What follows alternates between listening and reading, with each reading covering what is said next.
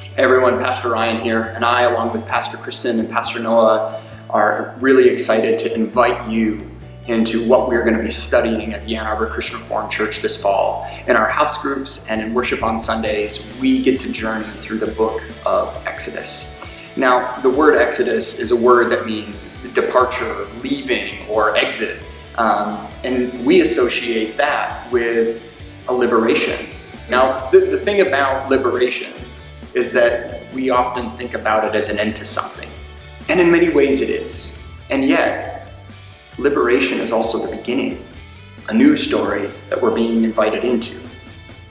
Exodus is this kind of story. The book of Exodus begins with God's people enslaved to the Pharaoh in Egypt. They cry out to God, and God hears their cry and brings them out of slavery.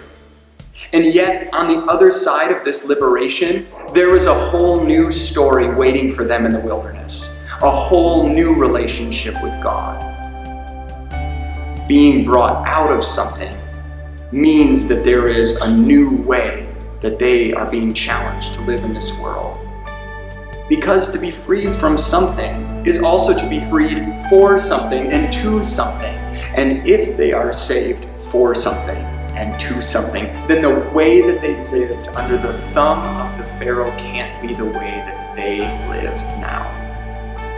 Learning to live in a new relationship with God doesn't always come easy. But in order to live that relationship with God, they need to leave Egypt behind. We are invited by the great liberator through relationship with his son, Jesus Christ, into a new way of being, a new way of living, a new path to walk, participation in new creation together.